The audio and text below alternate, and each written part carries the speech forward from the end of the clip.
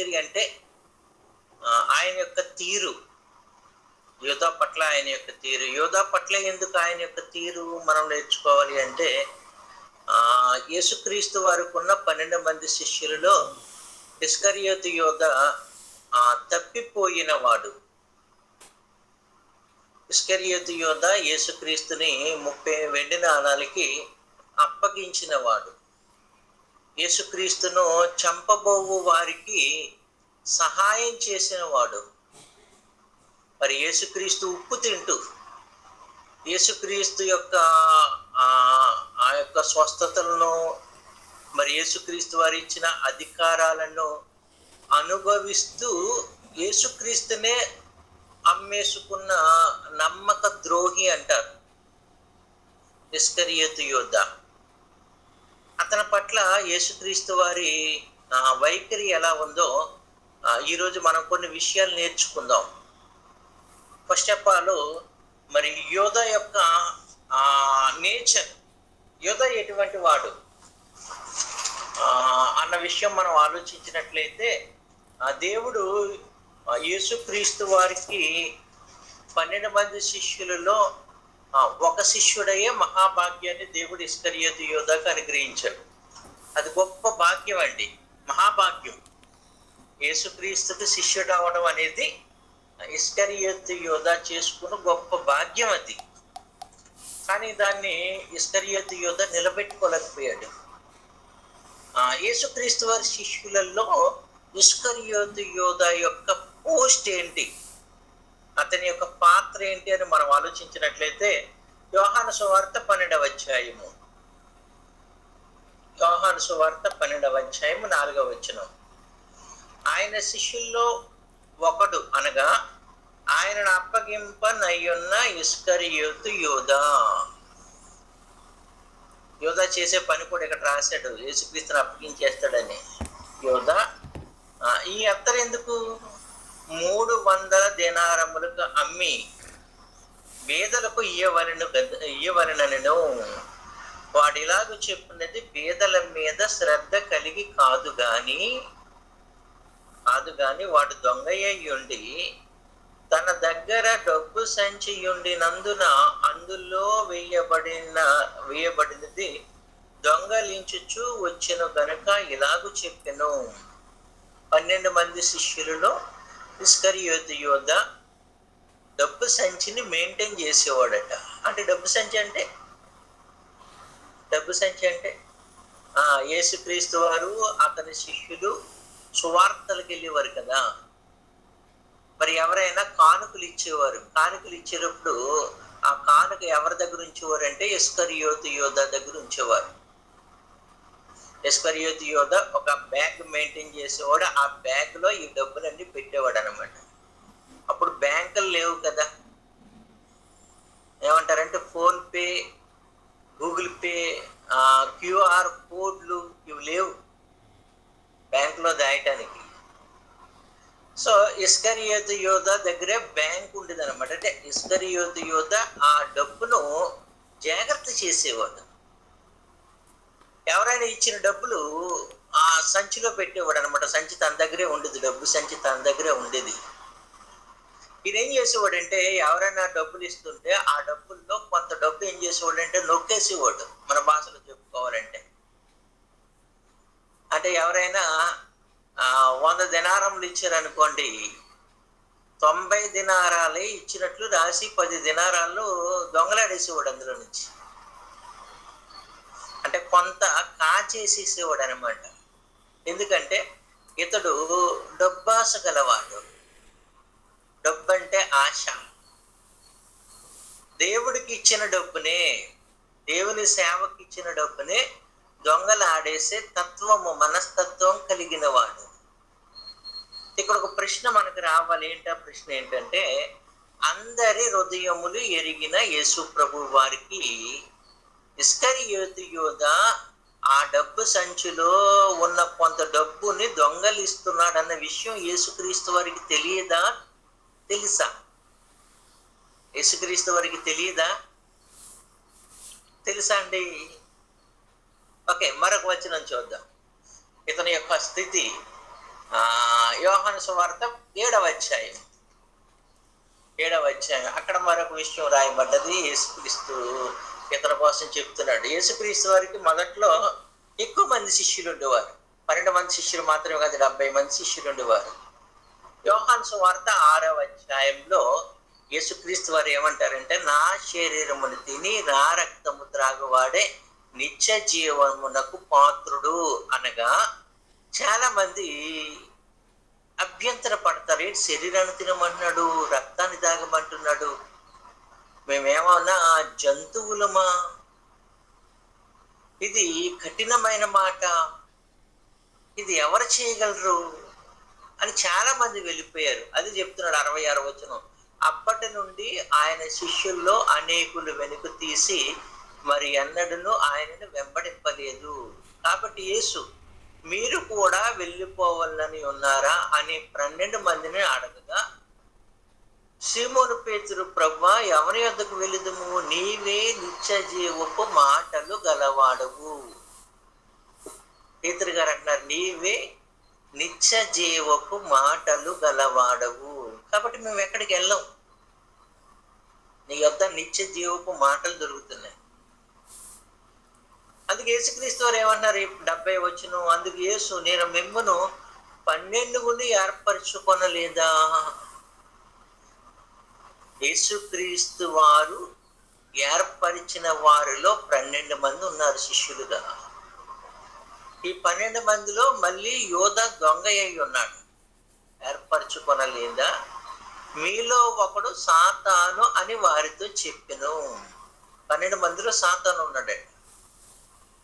సాతానును శిష్యుడిగా ఏర్పరచుకున్నాడా యేసుక్రీస్తు వారు? సాతానునే శిష్యుడిగా ఏర్పరచుకున్నాడా? కాదు, సాతానుని శిష్యుడిగా ఏర్పరచుకోలేదు. కానీ ఏమండి, మనిషినే శిష్యుడిగా ఏర్పరచుకున్నాడు. కానీ అందులో ఒకడు సాతాను ఏజెంట్ అయిపోయాడు, సాతాను సంబంధిగా బ్రతుకుతున్నాడు, సాతాను ఇష్టాన్ని నెరవేర్చేవాడిగా బ్రతుకుతున్నాడు. యేసుక్రీస్తు శిష్యులలో ఒకడు. వాని కోసం చెప్తున్నాడు యేసుక్రీస్తు వారు, నేను 12 మందిని ఏర్పరచుకున్నాడు కదా, అందులో ఒకడు సాతాను అని వారితో చెప్పిన. సీమోను ఇస్కరియోతు కుమారుడైన యోధ 12 మందిలో ఒకడై ఉండి ఆయనను అప్పగించు చూడెను గనుక వాని గురించియే ఆయన, అంటే యేసు, ఈ మాట చెప్పెను. ఇప్పుడు బాగా గమనించండి, 12 మందిలో యోధ యేసుక్రీస్తును భవిష్యత్తులో అప్పగించేస్తాడు, మరణమునకు అప్పగించేస్తాడు. కొరడాలు కొట్టడానికి, తల మీద ముండ్ల కిరీటం పెట్టడానికి, కాళ్ళు చేతుల్లో మేకులు కొట్టించడానికి, యేసుక్రీస్తును చంపటానికి ఇస్కరియోతు యోధ అప్పగించేస్తాడన్న విషయం యేసుక్రీస్తు వారికి ఎప్పుడు తెలుసంటే, ఏమండి, ఆయన 12 మందిని ఏర్పరచక ముందే తెలుసు. ఏర్పరచక మునిపే.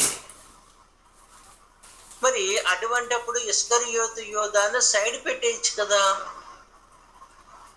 యోధ తనను అమ్మేస్తాడని తెలుసు కూడా, యోధ ధన సంచులు, డబ్బు సంచులు, డబ్బును దొంగలాడేస్తున్నాడని తెలుసు కూడా, యేసుక్రీస్తు వారు యోధ పట్ల తన వైఖరి ఎలాగుంది?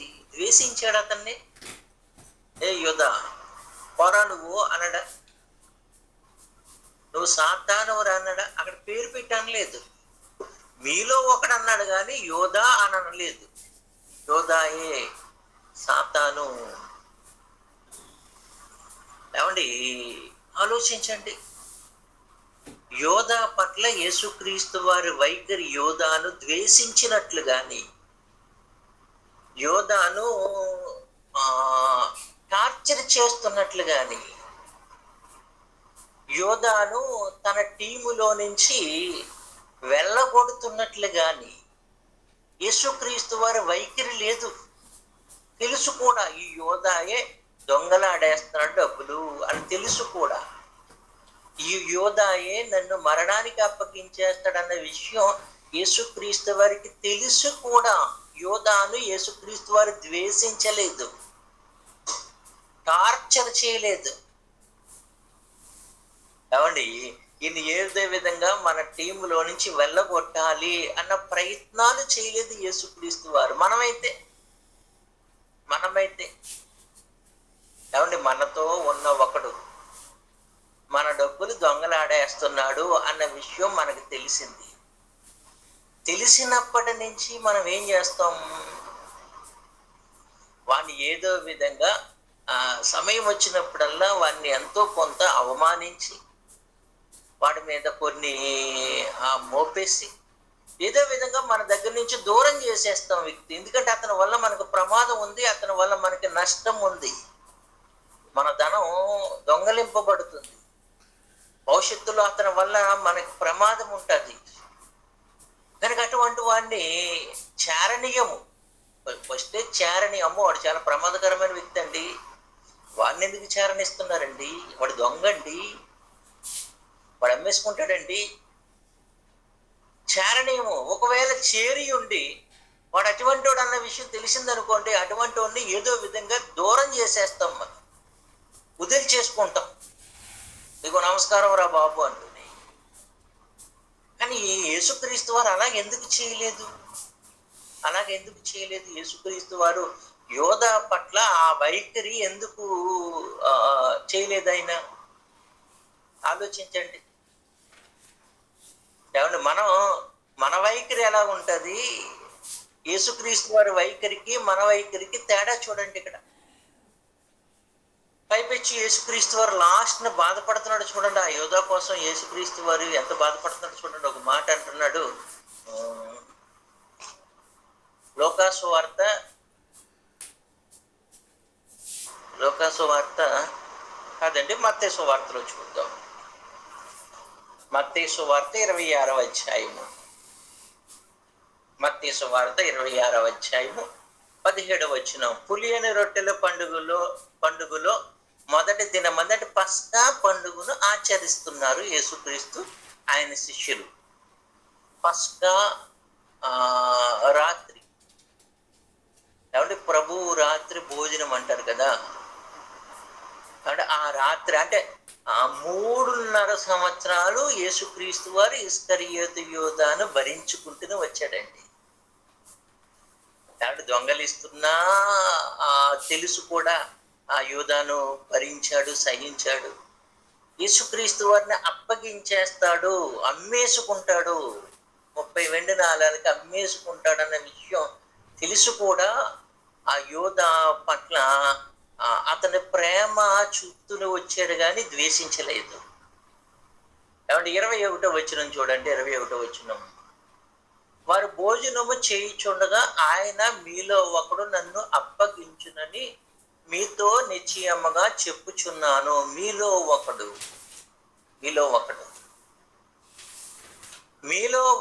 ఆ ఒకడెవరో తెలియదా? యేసుక్రీస్తు వారికి తెలుసు. ఎప్పుడో తెలుసు. యోధాయే నన్ను అప్పగిస్తాడన్న విషయం ఎప్పుడో తెలుసు. అప్పటి నుంచి ఆయన యోధాను ప్రేమిస్తూనే వచ్చాడు కానీ ద్వేషించలేదు. నన్ను అప్పగించునని మీతో నిశ్చయముగా చెప్తున్నాను. అందుకు వారు బహుగా దుఃఖపడి, ప్రతివాడును, ప్రభువా నేను అప్పగిస్తున్నాను ప్రభువా, నిన్ను అప్పగిస్తున్నాను ప్రభువా, ఎవరో చెప్పచ్చు కదా ప్రభువా అంటున్నారు. వాళ్ళు భోజనం చేస్తున్నారండి, అది పస్కాను ఆచరిస్తున్నారు. ఏమండి, అంతకుముందు యేసుక్రీస్తు వారు 12 మంది శిష్యుల పాదాలు కూడా కడిగాడు. అందులో యోధా పాదాలు కూడా కడిగాడు. ఆ కడుగుతున్నప్పుడు యోధా, నువ్వే నన్ను అప్పగిస్తావు కదా, నీ కాళ్ళు నేనెందుకు కడగాలి అన్న ఆయన ఆ భావం లేదండి అతనిలో. నన్ను అప్పగించేవాడి పాదాలు నేను ఎందుకు కడగాలి? ఏమండి, అందుకు వారు బహుగా దుఃఖపడి, ప్రతివాడును నేనా అని ఆయన అడగా, ఆయన నాతో కూడా పాత్రలో చెయ్యి ముంచిన వాడెవడో, వాడే నన్ను అప్పగించువాడు అని 24వ వచనంలో ఒక మంచి మాట రాస్తున్నాడు. చూడండి, ఏంటంటే మంచి మాట. మనుష్య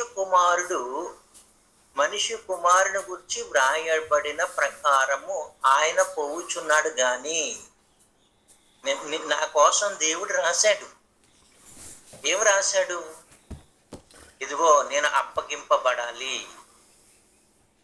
నా కాళ్ళలో చేతుల్లో మేకులు కొట్టబడాలి, నేను సిలువ వేయబడాలి, నేను మరణించాలి, ప్రపంచ ప్రజల పాపము కొరకు నేను మరణించాలి. వ్రాయబడిన ప్రకారం అంటే యెషయా గ్రంథము 53వ అధ్యాయములో వ్రాయబడిన ప్రకారం, ప్రవక్తల ప్రవచనాలలో వ్రాయబడిన ప్రకారం నేను పోవుచున్నాను గాని ఎవని చేత మనుష్య కుమారుడు అప్పగింపబడుచున్నాడో ఆ మనుష్యునికి శ్రమ. ఎవడైతే నన్ను అప్పగించేస్తున్నాడో వానికి శ్రమ.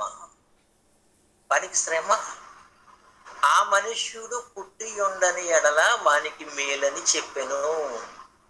ఆయనను అప్పగించిన యోధ బోధకుడా నేనా అని అడుగుగా ఆయన నివ్వన్నట్టే ఆయనను ఆ లాస్ట్కి వచ్చినప్పటికి తేల్చేసిన ఏమన్నాడంటే నువ్వే నాయన. అప్పుడు ఇస్కరియోతు యోధ అక్కడి నుంచి లేచి వెళ్ళిపోతాడు. ప్రియమైన దేవుని పిల్లారా, ఇప్పుడు విషయం గమనించండి.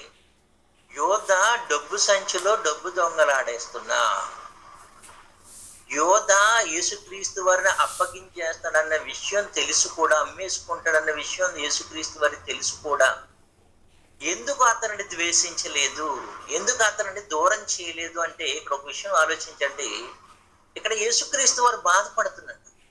ఎవరి గురించి అంటే, అయ్యో ఆ మనుష్యునికి శ్రమ, అయ్యో వాడు పుట్టి ఉండని ఎడల ఆ మనుష్యునికి మేలు పుట్టేశాడు, నన్ను అమ్మేసుకుంటున్నాడు, నన్ను అప్పగించేస్తున్నాడు. ఏమంటే పుట్టి పెరిగి దేవుని కుమారుడినైనా నాతో ఇంతకాలము ట్రావెల్ చేసి ఉండి ఎన్ని సంగతులు నేర్చుకున్నాడండి యేసుక్రీస్తు దగ్గర? ఎన్నో గొప్ప సంగతులు నేర్చుకున్నాడండి. సుమారు 3.5 సంవత్సరాలు పగలు రాత్రి యేసుక్రీస్తుతో ఉన్నాడంటే, పగల ప్రసంగం చేసిన తర్వాత ఈ శిష్యులకు అర్థం కాని విషయాలు సాయంకాలం యేసుక్రీస్తు వారిని కూర్చోబెట్టి అడిగేవారు. అప్పుడు మరలా యేసుక్రీస్తు వారు వివరంగా చెప్పుకొచ్చేవాడు వాళ్ళకి. అప్పుడైనా ఇస్కరియోతు యోధలో మారు మనసు వచ్చేది కదండి. ఏటి ప్రభా, నేను డబ్బు కోసం జీవిస్తున్నాను ప్రభా, మీ దగ్గర ఉండే డబ్బును నేను అమ్మేసుకుంటున్నాను ప్రభా, దొంగలాడేస్తున్నాను ప్రభా, నేను ఎంత తప్పు చేస్తున్నాను ప్రభా, డబ్బు కోసం జీవిస్తున్నాను ప్రభా, నన్ను క్షమించు ప్రభా అని ఏనాడు యేసుక్రీస్తు వారిని క్షమాపణ కోరినట్లు మారు మనసు పొందలేదు యోధ. 3.5 సంవత్సరాలు ఎంత వాక్యాన్ని విని ఎన్ని అద్భుత కార్యక్రమాలు చూసి ఏనాడు మారు మనసు పొందలేదండి. ఒక విషయం ఆలోచించండి. యోధ లాంటి వారు ఈ రోజుల్లో కూడా ఉన్నారంటే చాలా మంది ఉన్నారు యోధ లాంటి వారు. ఏమో ఒకవేళ నేను కూడా యోధాలా బ్రతుకుతున్నానేమో. దేవుడు సేవ కోసం సమర్పిస్తున్న కానుకలను దుర్వినియోగం చేస్తున్నానేమో.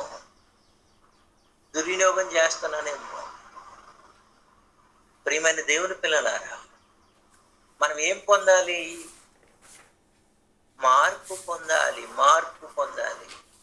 ఇంకా డబ్బు ఆశ, డబ్బు అంటూ మనల్ని మనం అమ్మేసుకుంటున్నావేమో.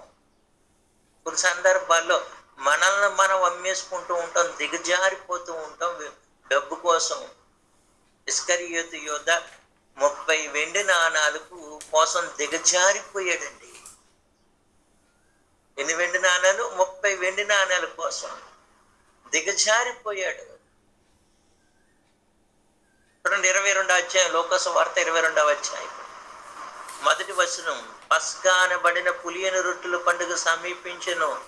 ప్రధాన యాజకులను శాస్త్రులను ప్రజలను భయపడరు కనుక ఆయనను ఎలాగూ చంపుతామని ఉపాయం వెతుకుచుండ్రి. అంతటా 12 మంది శిష్యుల సంఖ్యలో చేరిన ఇస్కరియోతు అనబడిన యోధాలో సాతాను ప్రవేశించిన గనుక వాడు వెళ్ళి ఆయనను వారికి ఎలాగో అప్పగించునో దానిని గూర్చి ప్రధాన యాజకులతోనూ అధిపతులతోనూ మాట్లాడను.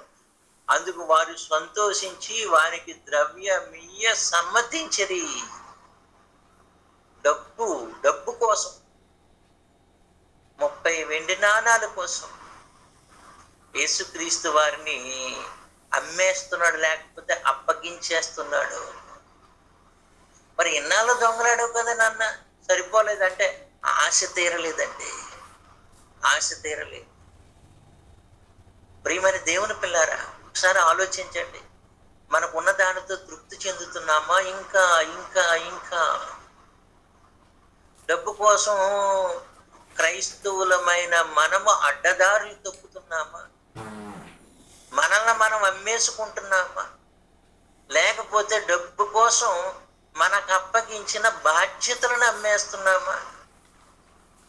డబ్బు కోసం, అధికారాల కోసం ఏమండి ఇతరులను అమ్మేస్తున్నావేమో ఒకసారి ఆలోచించి ప్రియమైన దేవుని పిల్లలారా. యోధాలా బ్రతుకుతున్నావేమో డబ్బు కోసం. యోధా జీవితం అంతా డబ్బు డబ్బు డబ్బు డబ్బు. యేసుక్రీస్తు వారు చెప్తున్న ఆ మంచి మాటలు ఏమైపోయినాయండి? ఏమైపోయినాయి ప్రియమైన? ఏ మాట హృదయంలో ఫలించలేదు. ఎందుకంటే అతడు ఎప్పుడు యేసుక్రీస్తు వారు చేసే బోధన మీద మనస్సు పెట్టలేదు. యోధా మనస్సంతా డబ్బు సంచిలో వేస్తున్న డబ్బు మీద మనసు పెట్టాడండి. ఎవరంతిస్తున్నారో తీసుకురండి, వెయ్యండి, ఇందులో ఈ సంచిలో వెయ్యండి, ఈ సంచిలో వెయ్యండి, ఈ సంచిలో వెయ్యండి. ఎంత ఎక్కువ వస్తే అంత దొంగలాడతాను. బాబోయ్, మనుషులలో ఇటువంటి మనుషులు ఉంటారా అంటే ఉంటారు. కొన్ని సందర్భాల్లో మనమే ఇలా ఉంటామంటే మనమే ఇలా ఉంటాం. డబ్బు కోసం ఎంత ఎంత ఘోరమైన స్థితికైనా దిగజారిపోతూ ఉంటాం. డబ్బు అటువంటిది ప్రియమైన దేవుని పిల్లలు. డబ్బు అంత ప్రమాదకరమైనది కనుక చాలా మన జీవితాన్ని చాలా మనం అబ్జర్వేషన్ చేసుకోవాలి. అమ్మో, నేను ఎక్కడ పడిపోతున్నాను. ఈ రాజకీయ నాయకులు ఎలక్షన్స్ వస్తాయి కదండి, ఎలక్షన్లో చూడండి చాలా మంది డబ్బు కోసం ఎవరు ఎటు తిరిగిపోతూ ఉంటారో తెలియదు, ఎవరిని ఎలా అమ్మేసుకుంటారో తెలియదు, ఎలా దిగజారిపోతారో తెలియదు. డబ్బు కోసం, అధికారం కోసం. యేసుక్రీస్తు వారు బాధపడ్డాడు. ఏమని బాధపడ్డాడు? అయ్యో, ఆ మనుష్యునికి శ్రమ.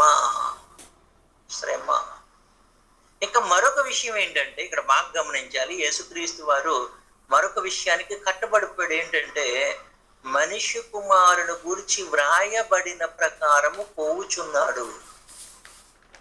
వ్రాయబడిన ప్రకారం నేను సిలువ వేయబడాలంటే నన్ను ఎవడో ఒకడో అప్పగించాలి.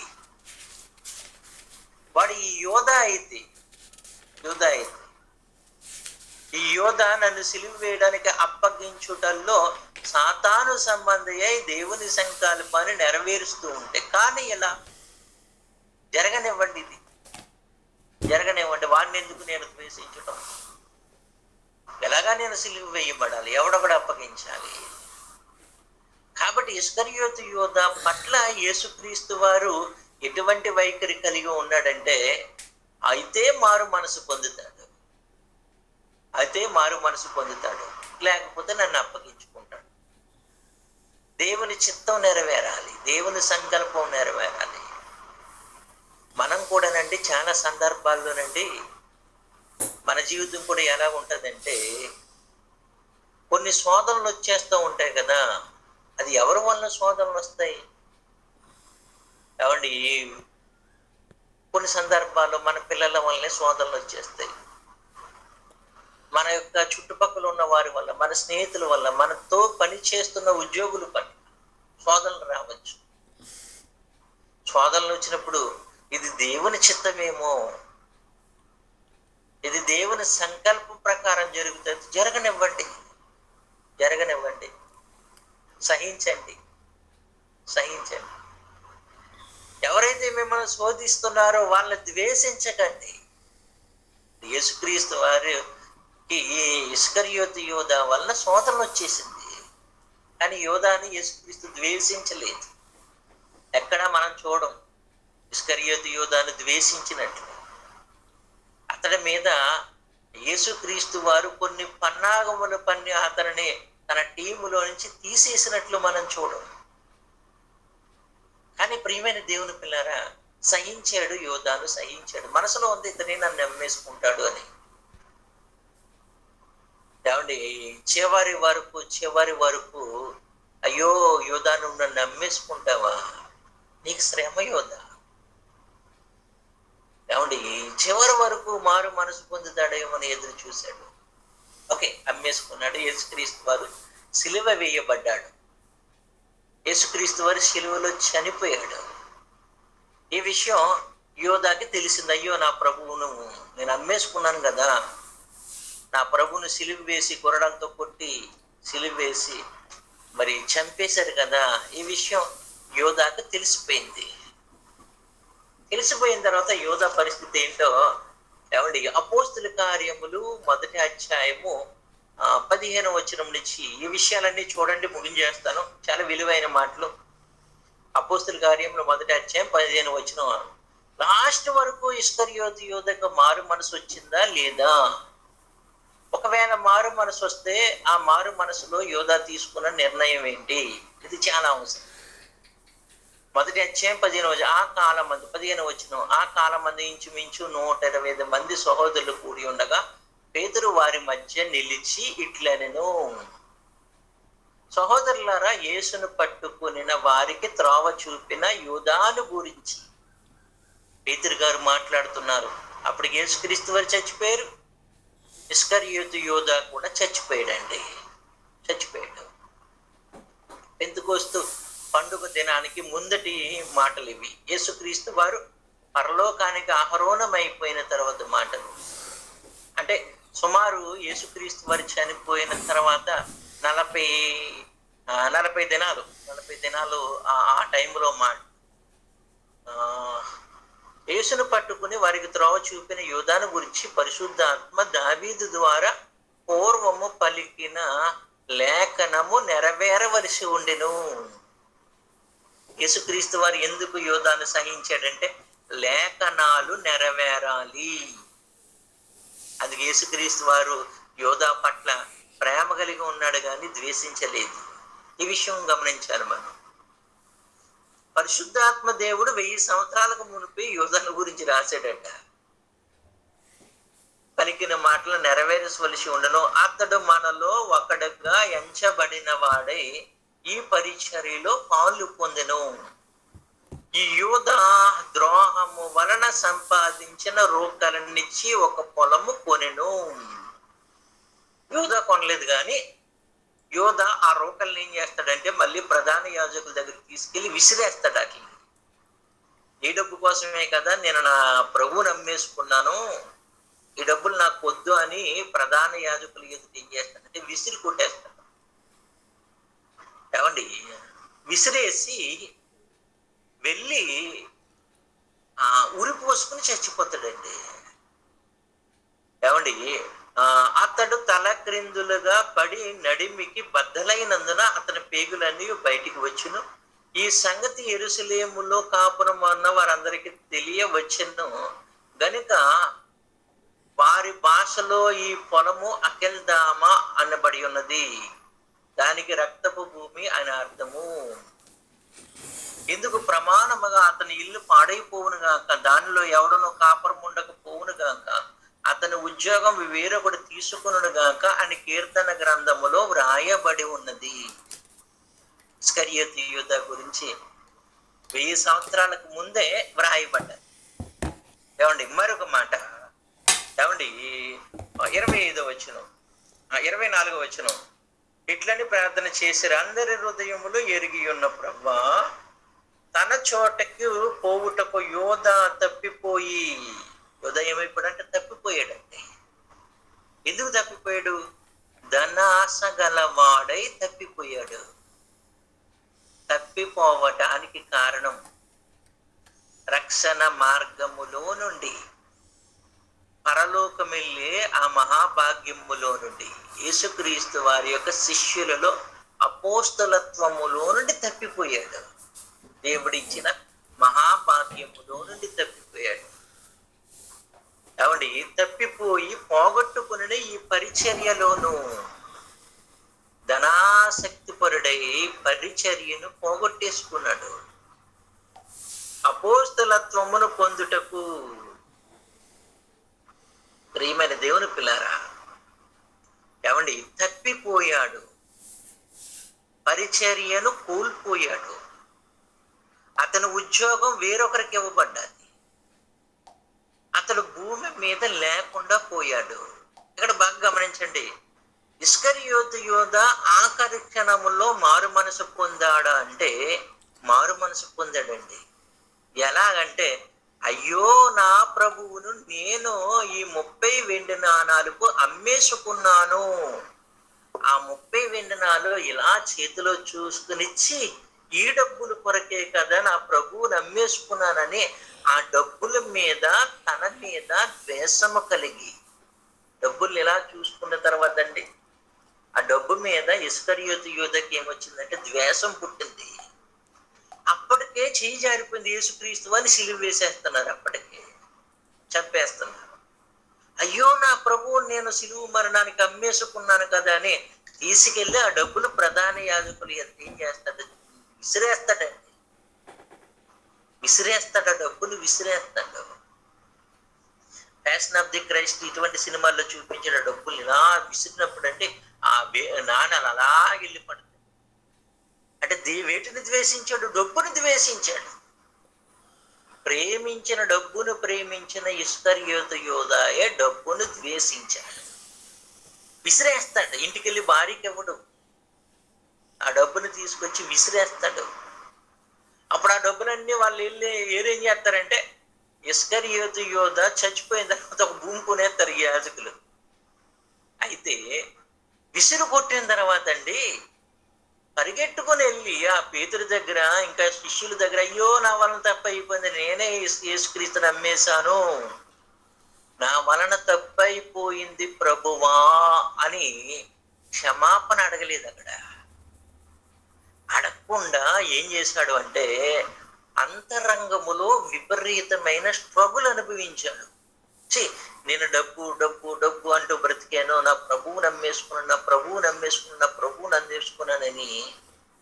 ఏమండి అక్కడ ఆ హృదయములో మనస్సాక్షి చేత చాలా గద్దింపబడినప్పుడు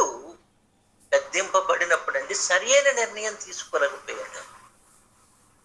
ఆ టైములో ఇస్కరియోతు యోధాను సాతాను మరలా ప్రేరేపించడం మొదలుపెట్టాడు. రేయ్, నువ్వు డబ్బు కోసం నీ ప్రభువు నమ్మేసుకున్నావురా, డబ్బు కోసం నీ ప్రభువు నమ్మేసుకున్నావురా.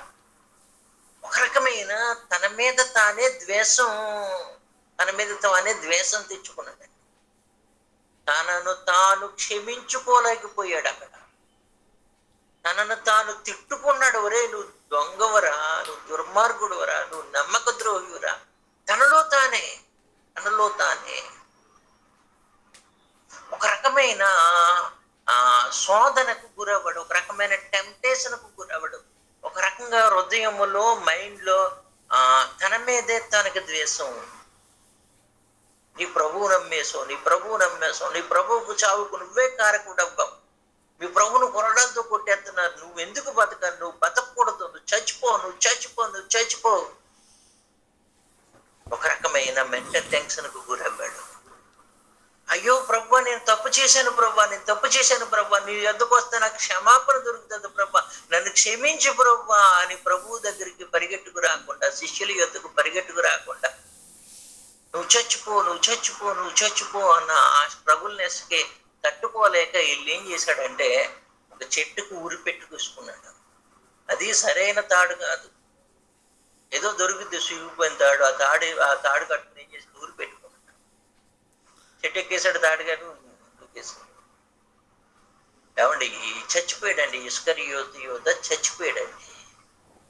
ఒక విషయం గమనించండి, ఇస్కరియోతు యోధ చేసిన పెద్ద తప్పు ఏంటంటే తనను తాను ద్వేషించుకుంటాం, తనను తాను క్షమించుకోకపోవటం, తనను తాను చంపుకుంటాం.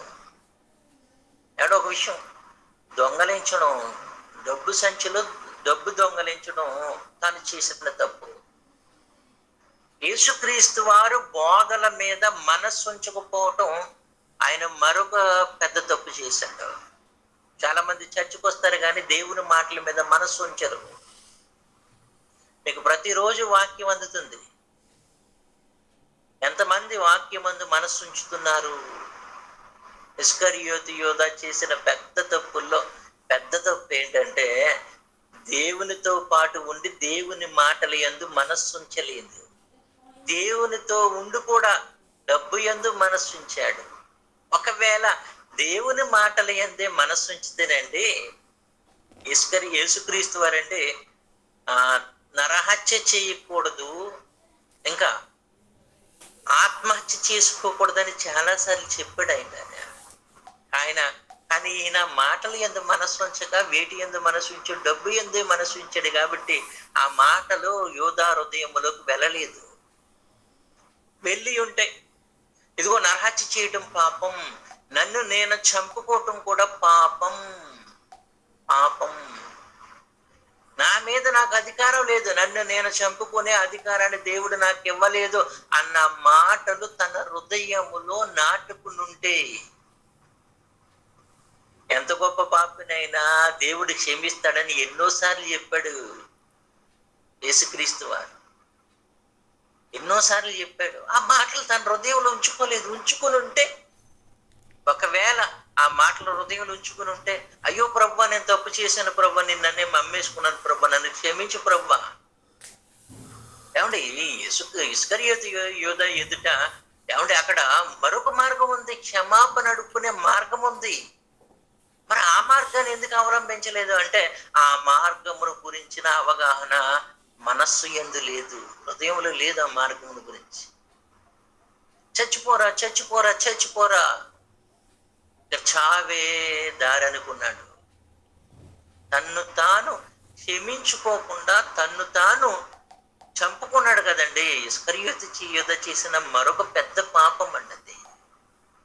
నేను మాట చెప్తాను, ఆవేశములో నిర్ణయాలు తీసుకోవద్దు, కోపములో నిర్ణయాలు తీసుకోవద్దు. ఆగండి, కాలానికి సమయం ఇవ్వండి. నలుగురు ఆలోచనలను తీసుకోండి. మీరు లాస్ట్ గా ఇస్కరియోతు యోధ చేసిన పెద్ద తప్పు ఏంటంటే తన్ను తాను చంపుకుంటాం పెద్ద పాపం అండి.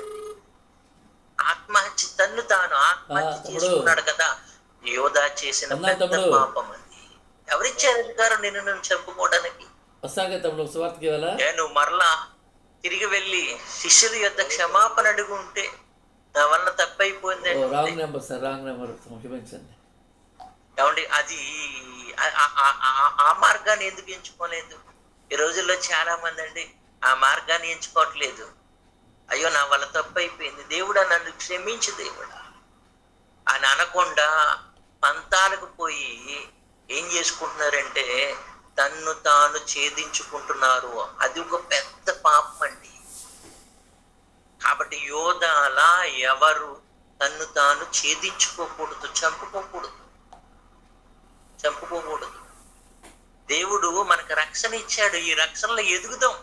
శ్రద్ధగా వాక్యాన్ని వింటూ మనలో ఉన్న అత్యాశలు ఉన్నాయి కదా, ఏమండి ఈ ఆశల నుంచి బయటపడదాం.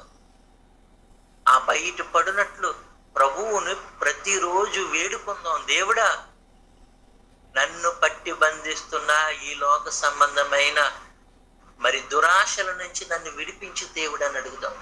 ఓకేనండి, అవకాశం ఇచ్చిన పాలన్నయ్య గారికి వందనాలు. కొంచెం టైం ఎక్కువైంది, క్షమించండి. దేవుడు మనల్ని అందరినీ దీవించిన గాక. ఆమేన్. నా కోసం ప్రార్థన చేయండి, ఆరోగ్యం కోసం. మేము మరి ఆదివారం రాత్ర నేపాల్ వెళ్తున్నాం, నేను ఇంకొక బ్రదర్ సువార్త నిమిత్తం. దయచేసి ప్రార్థన చేయండి. అందరికీ వందనాలు. God bless you all.